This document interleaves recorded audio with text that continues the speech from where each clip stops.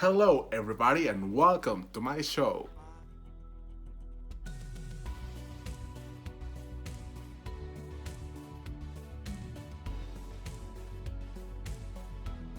In today's video, I'm going to talk about soap. No, not that kind of soap. That kind of soap is very entertaining. I'm talking about the other soap, the other end, and ice cream. Alright, at this point you may have been sort of confused and wonder what all this stuff has in common. Okay, let me give you one word. Unilever. And if you're asking yourselves why is Charlie going to talk to me about Unilever, is he bored or something?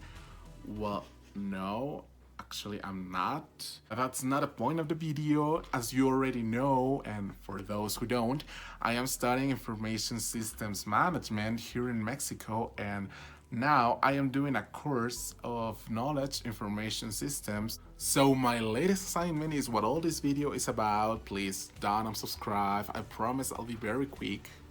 Okay, disclaimer, I have not done all this work all by myself. I am doing this with my classmate Fabian Mendoza, who is helping me out with this project. Now, it is my time to speak, and I'm going to share with you their framework from Unilever's Code Business Principles and Policies. Their values of integrity, respect, responsibility, and pioneering are the simplest statement of who they are. Literally, these values govern everything they do, as it has to be. Alan Job, Unilever CEO, once said, "Having a strong set of values that respect people, society, and the planet has always been the heart of Unilever, and will continue to be critical to building our purpose-led, future-fit company.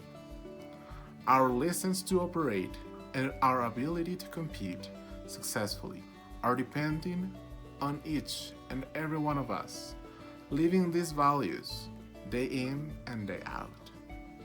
Unilever puts vitability to their new mission, which is to add vitability to life. We meet everyday needs for nutrition, hygiene, and personal care with brands that help people feel good, look good, and to get more out of life. Their vision, their purpose, is to make a sustainable living commonplace. Why? Because they believe they have the opportunity, the responsibility to be a force for good in the world. And just as importantly, they believe that doing good makes them a better business. Bueno, voy a exponer la historia de Unilever, algunos de sus acontecimientos importantes, voy a exponer algo de sus empleados, sus proveedores, sus marcas y un plan de acción. Voy a mencionar algunas de sus marcas principales y bueno, vamos a empezar. Starting with the history of Unilever. Unilever is a business founded on a sense of purpose, and our unique heritage still shapes the way we do business today. Make it sustainable living commonplace. In the 1890s, William Hesketh, Lever founder of Lever Bros. In 1927, the two Dutch firms merged to form Margarine Unit NV in the Netherlands and Margarine Union Limited in Britain. In the decades after World War II, Unilever began making detergents and other synthetic products. The great majority of Unilever's sales are in home products, soaps and detergents, margarines, cooking fast, salad dressings, ice cream, toiletries. The company's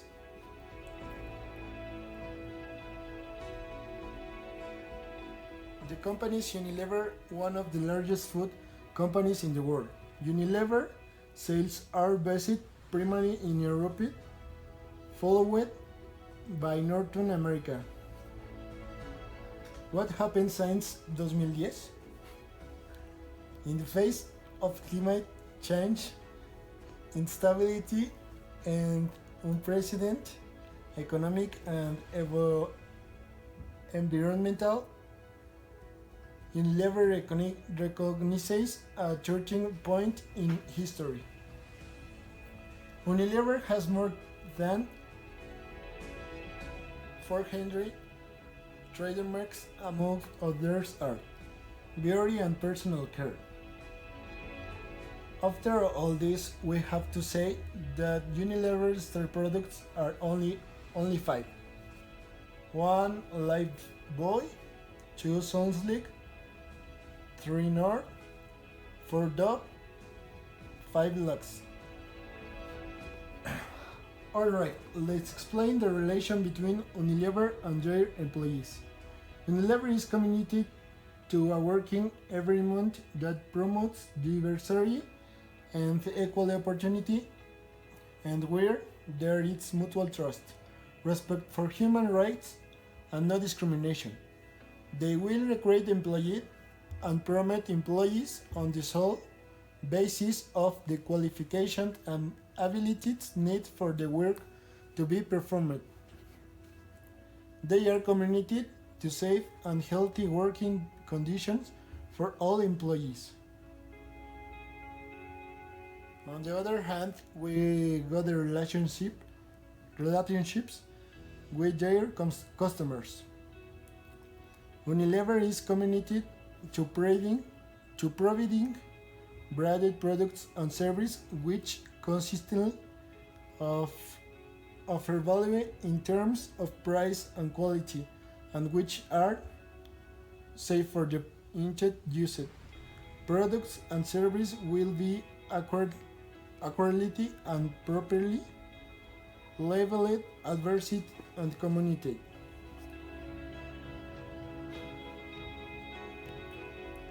Marketing.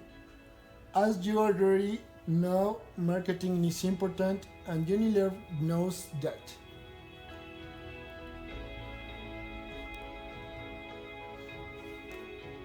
Marketing and market research and powerful forces for behavior change, and many of brands have built successful companies in areas such as hand wash or oral health that have had real impact on people's lives.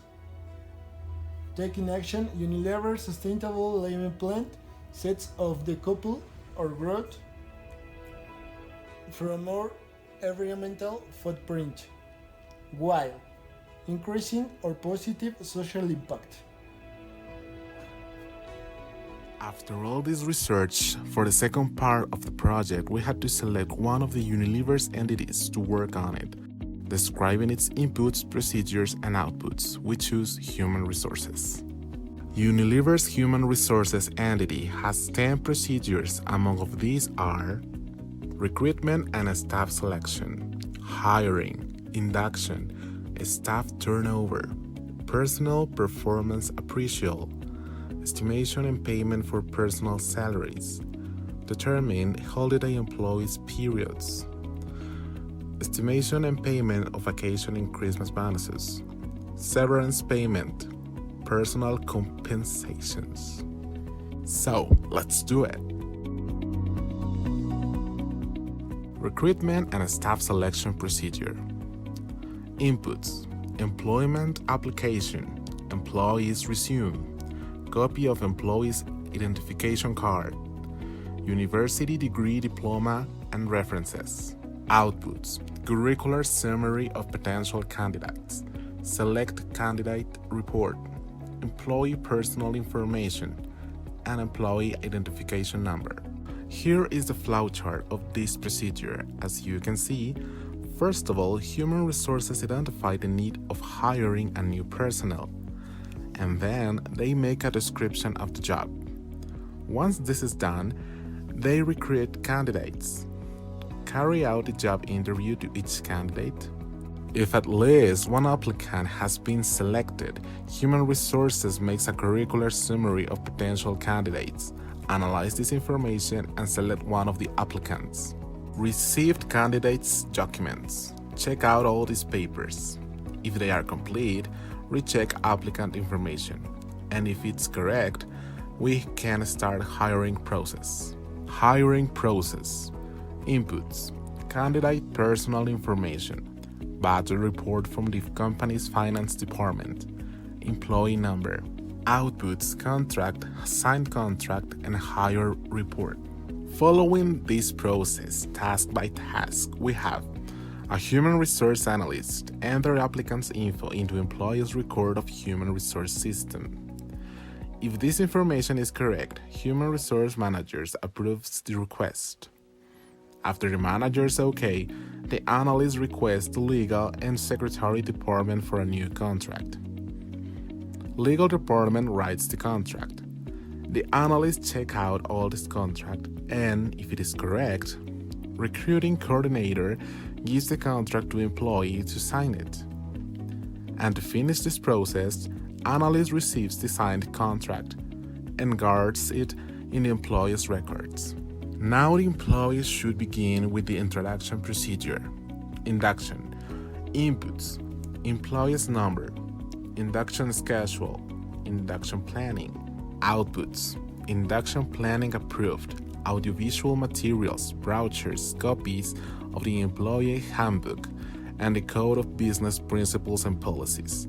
Induction survey and personnel induction report. First, the coordinator of recruiting, training and develop plans every part of the induction course. Then, the human resource manager receives the planning with a schedule. If everything is correct, gives the okay to start the induction process. Now, the training coordinator prepares all the material needed for the induction, like audiovisuals and brochures, copies of the employee handbook, and the Code of Business Principles and Policies, and carry out the induction process, evaluates the induction, and conduct an internal follow-up for the first 3 months. For these 3 procedures, we could get a data flow diagram like this. There are 5 entities: candidate, human resource department, human resources analyst, recruiting and training coordinator, human resource manager. For our first process, the candidate gives his resume, job application and references, a copy of the university degree diploma and identification card. Then, Human Resource Department receives this information and write a curricular summary of potential candidates. This report is sent to get Human Resources Manager approval. Now, an analyst selects one of the applicants and make a report. Then, the selected candidate gives the documents and personal info. These outputs are inputs in the hiring process, including the budget report from the company's finance department. HR analyst enters this info into employee's record. Now, legal and secretary receives applicant's file and write a new contract. The coordinator of recruiting manages the signing of the contract by the applicant and write a hiring report. After this, training coordinator emails the new employee to attend the induction process, and then plan the induction process. Send it to Human Resource Manager approval. Once it is approved by the manager, the induction process can start. When finished, the coordinator applies the survey and writes the report. What happened for a staff turnover? Inputs. Request for a staff turnover. Personal turnover form. Employees file. Outputs. Signed personal turnover form. Personal turnover approved. Training and recruiting coordinator requests for staff turnover and send the employee's file to human resource analyst. And then the analyst enters the request into the human resources system and print the personal turnover form. This form is now sent to the Human Resources Manager for approval. Finally, the coordinator notifies the employee about the changes. Data flow diagram. Here we have the coordinator of training and recruiting sending the request with the employee's file to the analyst, and then enters this info into the system and generates the personnel turnover form. And finally, the form is approved by the manager. To make the personal performance appraisal, inputs, deadline memorandum for receipt personal individual performance targets, individual performance goals form, employees file, request for personal performance appraisal, personal appraisal tool, outputs, personal appraisal results report. We need a coordinator deadline memorandum for receipt individual performance targets. Then, a human resource manager approves the deadline for individual performance appraisal. The employees department manager prepares and submits the information for this evaluation. If this info is complete, the human resource analyst makes the request of personal performance appraisal. Then, the manager checks out and approves this request. A human resource analyst sends approved request to the manager of the employee's department, and this last one carries out the performance appraisal.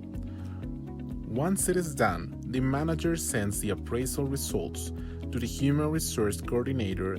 If this information is complete, the coordinator sends the results to the analyst and the report of personal performance appraisal.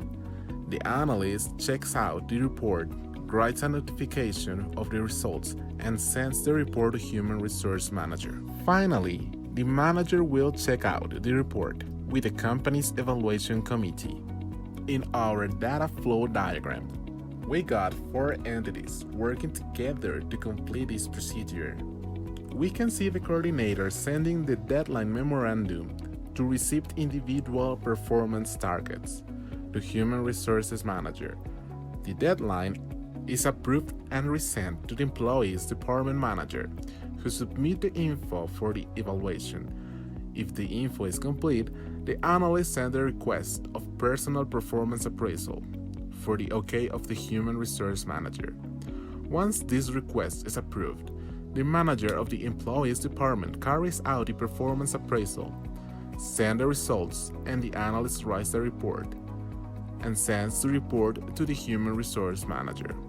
Estimation and payment of personnel salaries. Inputs: any payroll modification, preliminary payroll report. Outputs: final payroll report and payment order.